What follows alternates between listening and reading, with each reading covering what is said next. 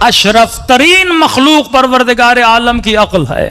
شیخ صدوق اپنی کتاب میں لکھتے ہیں خدا نے سب سے پہلے جس کو خلق کیا، کس کو خلق کیا؟ عقل کو خلق کیا. اکثر لوگوں کو یہ حدیث سمجھ میں نہیں آتی کہ عقل کو خلق کیا، پھر عقل کو کہا میرے قریب آ، عقل قریب آئی، پھر کہا مجھ سے دور چلی جا، پھر دور چلی گئی، پھر کہا دائیں جا، پھر دائیں چلی گئی. اس کے بعد خدا نے کہا کہ میں نے اپنی بہترین مخلوق اگر بنائی ہے، عقل بنائی ہے. کہ اس کا مطلب کیا؟ میرے قریب آ، قریب آئی، دور جا، دور جا. مطلب عقل اطاعت خدا میں مشغول رہتی ہے. خدا کہتا ہے آ تو آتی ہے، خدا کہتا ہے جا تو جاتی ہے. خدا کہے اسماعیل کا گلا کاٹ، ابراہیم کاٹنے جاتے ہیں. خدا کہے نمرود کی آگ میں کود جا تو ابراہیم کود جاتے ہیں. یہ رضاً بالرضا کی منزل پہ ہوتے ہیں. اللہ کی مشیت، اللہ کی رضا کو دیکھتے ہوئے اپنی زندگی کو گزارتے ہیں. اب کیا ہر مومن کی عقل برابر ہے؟ کیا ہر بندہ جو پیدا ہوتا ہے سب کی سیم عقل ہوتی ہے؟ ایسا نہیں ہے. کسی کی عقل برابر نہیں ہوتی، کسی کی عقل سیم نہیں ہوتی. ایک ہی گھر میں ٹوینس بچے پیدا ہوں، جڑوا بچے، ایک ہی باپ کا لقمہ کھائیں، ایک ہی باپ کی زیر نظر تربیت میں رہیں، لیکن جب دونوں بیٹے بڑے ہوتے ہیں، مثلا ایک کنجوس ہوتا ہے، ایک سخی ہوتا ہے. جڑوا بچے ایک گھر میں پلے، ایک لقمہ کھایا، ایک تربیت پائی، ایک ماں کا دودھ پیا، لیکن ایک بڑا کنجوس، ایک بڑا سخی. ایک بچہ سفرے کے قریب جائے گا، چیزیں اٹھائے گا اور سب کو تقسیم کرتا ہوا دے گا. دوسرا بچہ مر جا، اس کے ہاتھ سے کوئی چیز لے ہی نہیں پاؤ گے. اتنا روئے گا، اتنا روئے گا، آپ کو وہ چیز نہیں دے گا. تو پیدائش کے اعتبار سے ہر بندے کی عقل سیم نہیں ہوتی. لیکن ایک مثال دوں، آپ نے دیکھا ہوگا جب ریسنگ ہوتی ہے تو اس میں نمبرز ہوتے ہیں 1 2 3 4 5. وہ جو ریسنگ لائن ہوتی ہے وہ برابر نہیں ہوتی، کچھ آگے کچھ پیچھے. تو کبھی آپ نے سوچا یہ ناانصافی نہیں ہے کہ دوڑتے تو سب ایک ہی سیٹی پر ہیں، لیکن کچھ کے نمبر آگے، کچھ کے نمبر پیچھے. تو جب ان ریسنگ والوں سے آپ پوچھیں گے، کہتے ہیں ہاں اسٹارٹنگ پوائنٹ الگ الگ ہے پر ان کا فاصلہ اینڈنگ پوائنٹ سے برابر ہے، اس میں کوئی فاصلہ نہیں ہے. پیدا ہوتے ہوئے ہم سب کی عقلیں برابر نہیں ہوتی، لیکن انسان کی اینڈنگ کس طرح ہونی ہے اس میں ہم سب کیا ہیں؟ برابر ہیں. اس میں ہدایت کے اعتبار سے خدا نے سب کو کیا رکھا ہے؟ برابر رکھا ہے. اب عقل کا کام کیا ہے؟ عقل کا کام یہ ہے وجود انسان کو بیلنس کرے. انشاءاللہ ان 10 دنوں میں اگر فرصت ہوئی، ہم ساری مطالب تو بیان نہیں کر سکتے. میرے چھٹے امام جعفر صادق علیہ الصلوۃ والسلام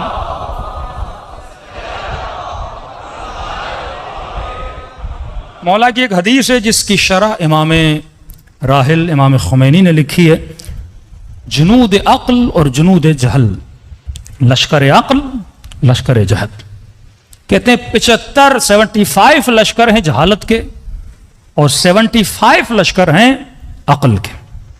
یہ ہر انسان کے اندر ہیں، بالفعل یا بالقوہ. بچہ بچپن میں اگر حسود ہے، کنجوس ہے، تو یہ کنجوسی جہالت کے لشکریوں میں سے ایک لشکر ہے. اب اس نے بڑے ہو کر اس لشکر کو شکست دینی ہے اور اس کی جگہ پہ دوسرا لشکر، دوسرا سپاہی بٹھانا ہے جس کا نام کیا ہے؟ سخاوت ہے. ہو سکتا ہے کوئی بندہ حسود ہے، حسد لشکر جہل کا سپاہی ہے، اس کی جگہ پہ اس نے غبطے کو بٹھانا ہے کہ کسی مومن سے حسد نہیں کہا نا، دعا کرنی ہے اگر خدا نے اسے وہ مقام عطا کیا مجھے بھی وہ مقام عطا کرے. امام نے ایک ایک لشکر کا نام لیا کہ یہ ہر بندے کے وجود میں ہے، اور علی والے کو کوشش کرنی چاہیے کہ جہالت کے لشکر کو ختم کرے، عقل کے لشکری کو بٹھائے. اب اگر یہ 75 لشکر ہمارے وجود میں آ گئے تو ہم سلمان بن جائیں گے، ہم ابو ذر بن جائیں گے، ہم میثم تمار بن جائیں گے. ہم مجلسوں میں میثم کی تعریفیں کرتے ہیں، حبیب کی تعریفیں کرتے ہیں، پتہ تو چلے حبیب کیسے بنا، میثم کیسے بنا. جب تک مجالس پریکٹیکل نہیں ہوں گی، جب تک مجھے راہ و روش کا پتہ نہیں چلے گا، جب تک مجھے زندگی گزارنے کا سلیقہ پتہ نہیں چلے گا، میں اپنی زندگی میں خوش کیسے رہ سکتا ہوں.